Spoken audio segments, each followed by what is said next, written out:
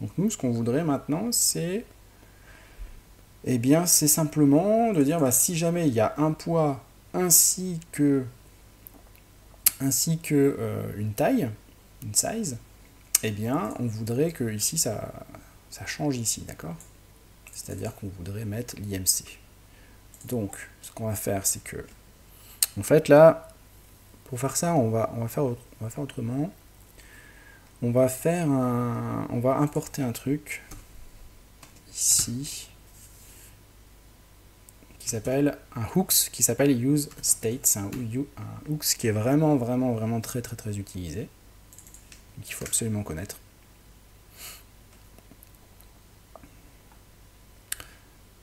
Et on va le mettre ici. On va faire const. Donc là, je vais le faire. Je vais vous expliquer juste après ce que je fais. On va appeler ça state. On va l'appeler state tout simplement. State. Et set state ici. Set state est égal à use state. Il y aura dedans un objet de base. Et dans cet objet, on aura le weight qui au début vaudra nul. Le size qui vaudra nul aussi, ou même une define, on va mettre, je sais pas si c'est mieux une define ou nul, donc là je vais mettre une define, je pense que ça me paraît mieux, parce qu'il n'est pas encore défini, une defined, et puis l'IMC, qui sera une defined aussi. Voilà. Donc je vous explique ce que c'est que ce truc. Donc là en fait, qu'est-ce que c'est que ça? C'est en réalité une sorte de state. Use state, ça vous permet en fait d'avoir un state dans un functional component. Donc ça, c'est un functional component, c'est pas un class component. L'avantage du functional component, c'est que ça prend moins de place à écrire. C'est plus simple. Et c'est la nouvelle façon de faire depuis que les hooks sont arrivés sur React. Moi, je vous conseille d'utiliser cette façon de faire. Et personnellement, toutes les applications que j'ai fait, j'ai toujours utilisé les hooks et ça a toujours très bien marché. J'ai jamais eu besoin d'utiliser les classes components. Même si c'était fortement utilisé avant, et je vous invite quand même à savoir rapidement qu'est-ce que c'est un class component et tout, mais ça ne sera pas l'objet de cette vidéo. On va essayer de faire le plus rapide possible. Donc là, on fait quoi? On définit un state, mais ça, on aurait pu l'appeler comme on veut. On aurait pu l'appeler mon super objet si on voulait, ou n'importe quoi. C'est-à-dire, c'est pas forcément un objet, ça aurait pu être une string ou n'importe quel type de variable.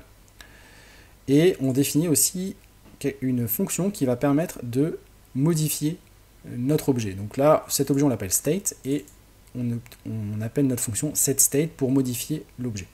Enfin, modifier notre state. Donc, notre objet state, c'est ça, en fait. Donc, c'est un objet qui a une clé weight, donc le poids, qui est pour l'instant indefine, la size, la taille, qui est indefine, et l'IMC, qui est indefine. Et ici, ce qu'on va faire, c'est qu'on va dire,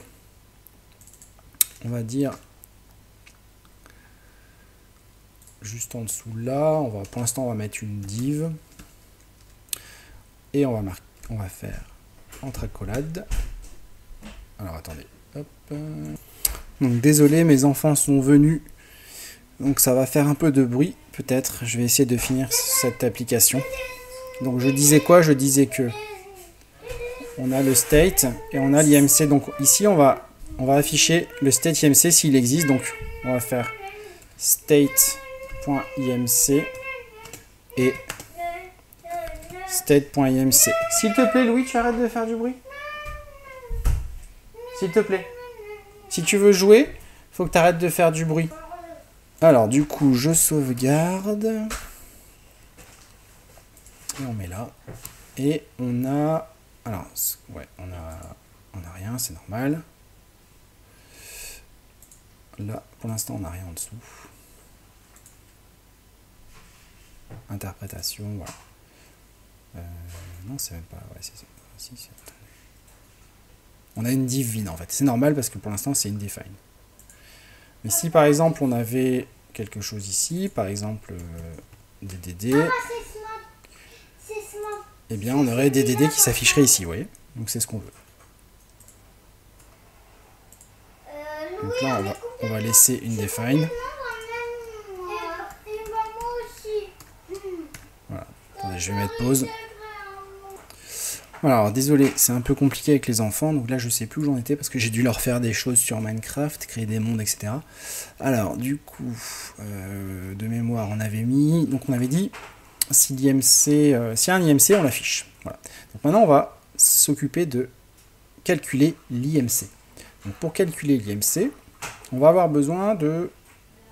Alors finalement on n'aura pas besoin de l'event target, je pense. Ce qu'on va simplement faire, c'est qu'on va faire un console log. Alors ça, on va les commenter pour l'instant. On va avoir besoin de récupérer document.query selector. Et donc là, on va prendre la size ainsi que la weight. Alors on va faire la size et la weight. Donc la weight, donc on prend le name égale weight. Donc en fait je crois que c'est comme ça, entre crochets. Name égale weight. On va voir ce que ça donne. Point value. On va voir ce que ça donne. Donc si je fais... Alors, je vais mettre ici sur la console. Voilà, ça fonctionne. Vous voyez, on a bien le poids qui s'affiche. On va également faire la même chose pour, pas le weight, mais le size. Donc juste un truc, c'est que ça, là, document.query selector, ça vous permet de sélectionner un élément du DOM. Et là, en l'occurrence, ça, c'est un sélecteur CSS qui vous permet de prendre l'élément du DOM qui a pour nom weight, hein, comme vous l'aurez compris, et ensuite on prend sa valeur.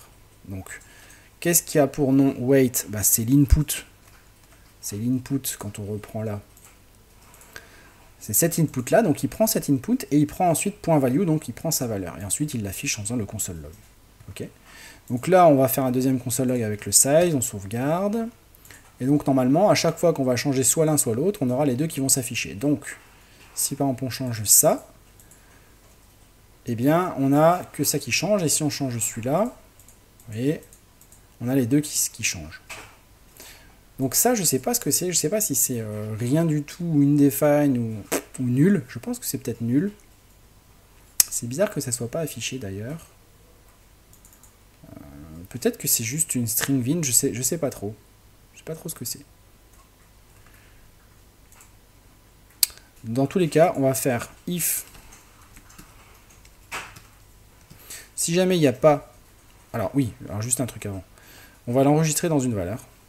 Donc on va faire const weight est égal à... On va reprendre ça.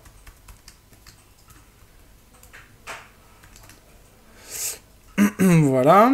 Et ensuite, on va prendre celui-là.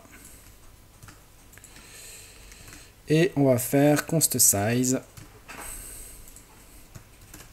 est égal à ça. Alors ici, j'ai mal écrit mon const. Voilà.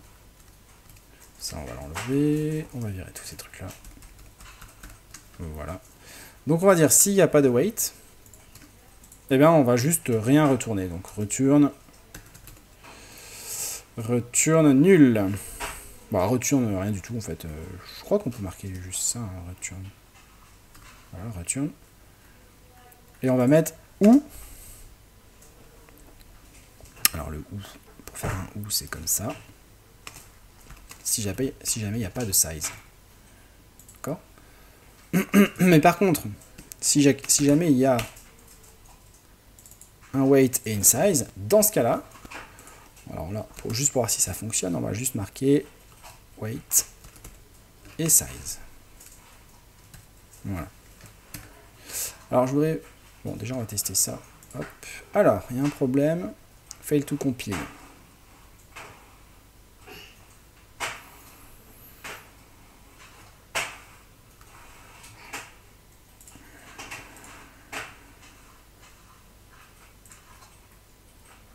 Ouais, ici, j'ai pas mis de point virgule, c'est peut-être pour ça.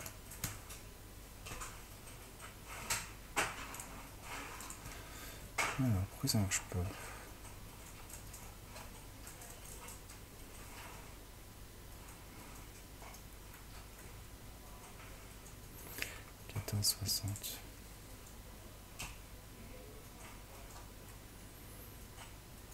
Ah non, ici j'ai mis une parenthèse, je sais pas pourquoi. Voilà. Alors du coup on va tester, donc là ça fait rien, vous voyez, ça ne retourne rien. Et là, tout de suite ça retourne. Et si jamais on avait effacé ça et qu'on changeait ça, ça ne retournerait rien non plus. Mais là, si on met les deux, là ça fait quelque chose, et c'est ce qu'on veut. Donc à partir de là, alors je vais juste retrouver, parce que j'avais un module normalement,